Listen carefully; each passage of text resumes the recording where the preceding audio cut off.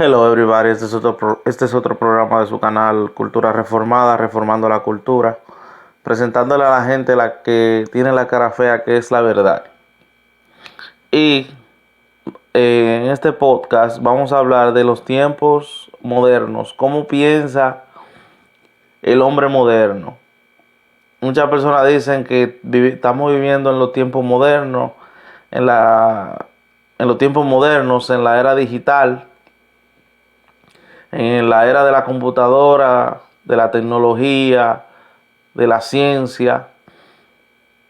Ahora, una pregunta que tenemos que hacernos es, ¿piensa todo el mundo, todas las personas, todos los individuos o todas las sociedades piensan como si fueran modernos? Algunas veces vemos cierto tipo de barbaries que se cometen. Vamos a poner en las noticias, cosas que pasan en el Medio Oriente, cosas que no pasan individualmente, porque individualmente siempre van a aparecer casos de incluso personas que tienen algún tipo de discapacidad mental y van a pasar cierto tipo de barbaries, pero vemos que hay países enteros como que no han alcanzado el nivel de decir, bueno, somos un país moderno, que pensamos como de una manera moderna. Ahora, ¿qué es pensar como un hombre moderno y qué fue lo que definió el, los tiempos modernos? Realmente el decir que somos modernos o que estamos a la moda o vivimos en cuanto a los tiempos, muchas veces con los tiempos, muchas veces pensamos que es usar una computadora, usar un celular, saber de ciencia, saber de tecnología. Eso en realidad no fue lo que definió al hombre moderno. Eso no fue lo que definió realmente al hombre moderno. Según los historiadores, lo que definió el hombre moderno fue la reforma protestante. Y algunos historiadores, voy a poner la descripción, gran parte de lo que estoy diciendo lo voy a poner en la descripción, los videos en la descripción, la información en la descripción. El último hombre medieval fue Martín Lutero. Entonces, sabemos que en los tiempos de Martín Lutero hacia atrás, ya no se dicen los Dark Ages. No se dice Dark Ages. Ahora se habla de que no eran tan negros. Se está hablando de que eran grises porque existieron su mente iluminadas en la era medieval. Pero sabemos que había muchas cosas que estaban muy cohibidas. Por ejemplo, el hombre estaba muy atado a lo que era el gobierno, o sea, el reinado, las monarquías y la Iglesia Católica. Y una de las cosas que comenzó a definir al hombre moderno fue la liberación de estas instituciones, tanto del gobierno como de la Iglesia Católica.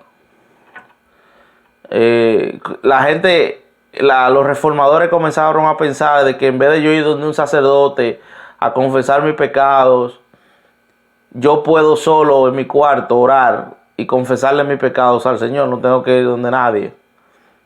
Y eso se habla de que la iglesia como que se democratizó la fe. Que ahora cada individuo tiene el poder de decir, bueno, yo me quiero arrepentir de mi pecado, no tengo que ir donde ningún sacerdote a que ore por mí. Y eso pasó cuando la reforma protestante. También el caso de Henry David Thoreau es un ejemplo. También pasa, antes de hablar de Henry, vamos a hablar de que el hombre se independizó también de lo que fueron las monarquías. En el sentido de que un rey decidía prácticamente, lo que era el rey y el papa, decidía prácticamente todo dentro de lo que era la sociedad. Y ya los gobiernos, el hombre, el pueblo, se comenzó a independizar de los gobiernos. Entonces Henry David Thoreau, en uno de sus libros, que era Desobediencia Civil, él dice que él comienza el libro diciendo que él acepta la idea de que el gobierno es mejor cuando gobierna menos. Mientras menos gobierna, un gobierno gobierna es mejor. Y también y ahí nace lo que es el individualismo. De que cada individuo puede, en cierta forma, escoger su propio destino y su propia decir, siempre y cuando no rompa las leyes, decidir cómo quiere hacer las cosas. Entonces eso es una de las primeras cosas que estableció lo que era pensar como un hombre moderno. Lo segundo es el resurgimiento de los derechos humanos. Realmente en la era medieval no habían pocos derechos humanos, ¿verdad? En cierto sentido había muy pocos derechos humanos. Cuando a Martín Lutero se le invita en la dieta de Worms, ahí nace uno de los primeros, el resurgimiento, porque ya decimos resurgimiento porque los filósofos como Sócrates, Aristóteles, comenzaron a hablar de derechos. Ellos comenzaron a hablar de lo que, en cierta manera, de lo que eran derechos, de lo que era justicia, de lo que era el amor, de lo que era cierto tipo de derechos, pero en esos tiempos, esos tipos de ideas eran demasiado sublimes para que el hombre pudiera entender ese tipo de ideas. Pero ¿qué sucede? Cuando a Martín Lutero se le invita en la dieta de Worms, él le dice, él lo obliga a que niegue, a que él renuncie a esos libros que él escribió. Y él dice que usted muy bien sabe, dice que no es conveniente, no es justo estar en contra de la conciencia. Es decir, y ahí nace lo que es el derecho a la conciencia. Es decir, por ejemplo, tenemos el caso, por ejemplo, de los musulmanes, por ejemplo. Hay mujeres musulmanas que para ellas es correcto tener esa cosa que se ponen en la cabeza o en la cara, creo que si están casadas, a ella no se le puede obligar a que no tengan que usarlo. Ella, en su conciencia, ella tan clara de que si ellas usan eso, ellas se sienten bien que lo están usando, que lo están... Y si eso no rompe la ley, no, en realidad, el gobierno no la puede obligar a que lo usen o que no lo usen. Dentro de su conciencia, por su religión, ellas entienden que ellas están haciendo lo correcto. O sea, eso es lo que viene el derecho a la conciencia. Muchas veces eso tiene que ver mucho con la religión, de usar una prenda, de hacer cierto tipo de celebrar cierto tipo de holidays, día de fiesta. Oh, yo tengo que celebrar este día de fiesta porque es mi religión y creo que en mi conciencia eso es lo correcto que yo debo hacer. En los tiempos de Obama, cuando Obama puso como que ya se podían, como ley, que ya los homosexuales se podían casar, hubo un problema con creo que una jueza de un distrito, y ella se llamó, creo que Kim Davis se llamaba. La estaba buscando por internet, no la encontraba. Yo creo que ella era luterana. Y ella se negó a casar a dos homosexuales. Como darle un certificado. Realmente no era casarlo, pero era como darle un certificado. Ella dijo, no, porque ella era protestante, ella era cristiana. Ella dijo, yo no puedo estar en contra de lo que mi conciencia me dicta. Y ella llegó incluso hasta caer presa por eso. El resurgimiento de los derechos humanos resurgen en lo que es pensar como un hombre moderno. Lo tercero es hacer todo con disciplina. Cuando Juan Calvino comienza su ministerio y él comienza a predicar en Geneva, una de las cosas que él decía era que, bueno, si tú dices que tú eres cristiano, tú tienes que demostrarlo. Tú tienes que demostrarlo. O sea, no era posible que si tú estabas con tu familia tú permitas que tu familia esté pasando hambre. Tú tienes que demostrar ese hecho de que tú eres un hijo de Dios, una hija de Dios, y la gente lo interpretó como que, ok, yo tengo que hacer todo, como decimos nosotros los evangélicos, tengo que hacer todo para la gloria de Dios. Tengo que tratar de hacer todo lo mejor posible para que el que me vea diga, bueno, ese es un hombre de Dios o esa es una mujer de Dios. A causa de esa disciplina nace lo que es el capitalismo. O una de los fundamentos del capitalismo.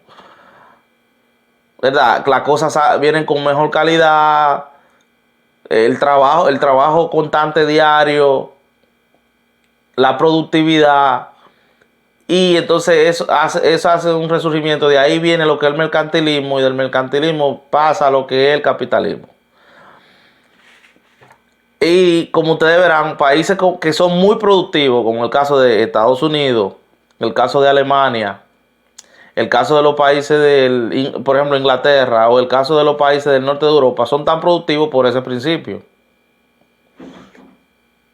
Por ese principio, porque todo yo lo tengo que hacer con disciplina, todo yo lo tengo que hacer bien, todo, porque al principio es que yo no tengo que hacer, yo no lo estoy haciendo por mí, yo lo estoy haciendo por Dios. Y de ahí nace lo que es lo que es el capitalismo. Y por eso es que son tan productivos. Claro que esas ideas ya no son así. La gente trabaja porque tiene que trabajar o porque hace la cosa bien, porque el trabajo ya se lo exige, porque ya es algo que está impregnado en la sociedad.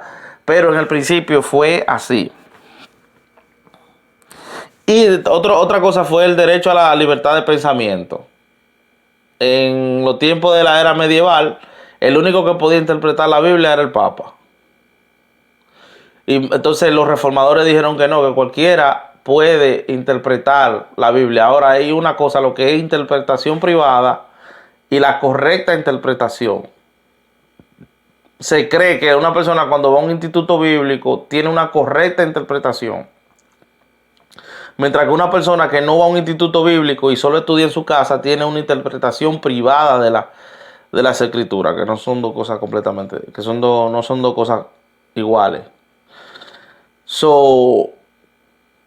El poder interpretarla, el poder tener una Biblia, la gente no podía tener una Biblia en el tiempo de la era medieval, la gente no podía tener una Biblia. Todo pensamiento científico, descubrimiento científico que esté en contra de que estaba en contra de lo que la Iglesia Católica entendiera, la persona podría incluso ser muerto en la hoguera. Lo que le pasó a Galileo Galilei.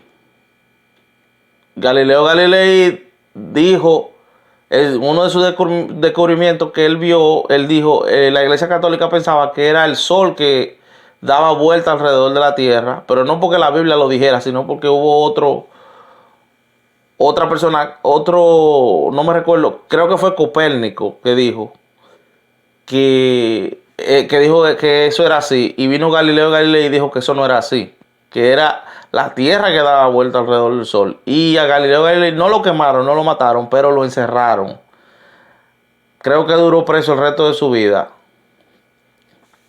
Por eso, o sea, muchas personas, incluso el mismo René Descartes, estaba asustado porque todos los científicos que iban a dar mostrar un descubrimiento científico tenía que ser bajo la Iglesia Católica, que tenía que dar el visto bueno. Si no, tenía que negar. Hubieron gente que tuvieron que quemar libros aún diciendo lo correcto, porque la Iglesia Católica entendía que no era así.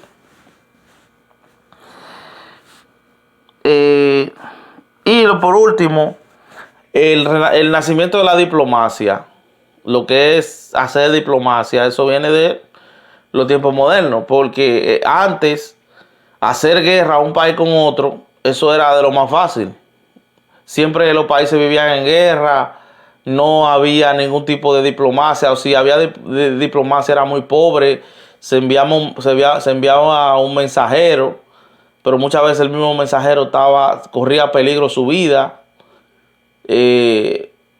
Entonces, ¿qué sucede? Después de que los países, hubo la guerra entre los países que aceptaron la reforma y lo que no, llegó un punto, un clímax en que dijeron, bueno, vamos a tener que, principalmente los países que estaban de parte de la Iglesia Católica, vamos a tener que dejar a esta gente tranquila y ver otra forma diferente de cómo nosotros podemos tratar. Y ahí es que nace la diplomacia, el hablar, las relaciones antes de entrar en una guerra. Yo he escuchado a algunos historiadores decir que eso de la reconquista, de lo que le dicen la reconquista de esto, lo que fue Cristóbal Colón, que llegó a América Latina y Marqués en México y todo ese tipo de... Fue porque como los países que aceptaron la reforma se negaron a seguir pagándole tasas al Papa y seguir dándole sus recursos naturales, ellos dijeron, tenemos que ir a otra parte a buscar esos recursos y no podemos, sino es tratando a esta gente con diplomacia, hablando con ellos amigablemente, a ver qué acuerdo se puede llegar. Y de ahí es que nace lo que es la diplomacia. En conclusión, muchas veces pensamos como que el hombre moderno es, o yo tengo un celular, o yo tengo una computadora, yo sé usar No, eso no define una persona como hombre moderno. Una persona puede estar usando un celular y cometer un genocidio, ¿verdad? Matar a muchísimas personas, eh, poner una bomba en un building, o sea, se sabe que hay personas que cometen barbarie. No todo el mundo, no todas las naciones han llegado a ese nivel de lo que es hombre, de lo que es ser moderno. Pero otra cosa, terminando con lo de la diplomacia, también nace lo que es la ética cristiana. Porque los reformadores dijeron, espérate, la corrupción era tan grande que ellos dijeron, tenemos que mirar hacia atrás, volver a las escrituras, volver a lo clásico y buscar otra forma de ética que mejore la vida. ¿Verdad? Nace entonces lo que es la ética cristiana, como en el sentido protestante. Pero volviendo al punto que estaba atrás, mucha gente cree que porque están usando tecnología o porque están usando ciencia, saben de ciencia, son personas modernas. Eso no fue lo que definió los tiempos modernos. La ciencia y la tecnología vino mucho tiempo después. Vino 2 o 3 siglos después. A causa de la misma libertad de pensamiento, de la misma libertad de tú poder expresar tus ideas, fue que vino 2 o 3 siglos después, en el Enlightenment, para allá. Pero lo que definió los tiempos modernos son los puntos que acabamos de hablar. Y no todo el mundo, lamentablemente, piensa como un hombre o una mujer moderna. Hasta aquí su canal de Cultura Reformada. Dios le bendiga.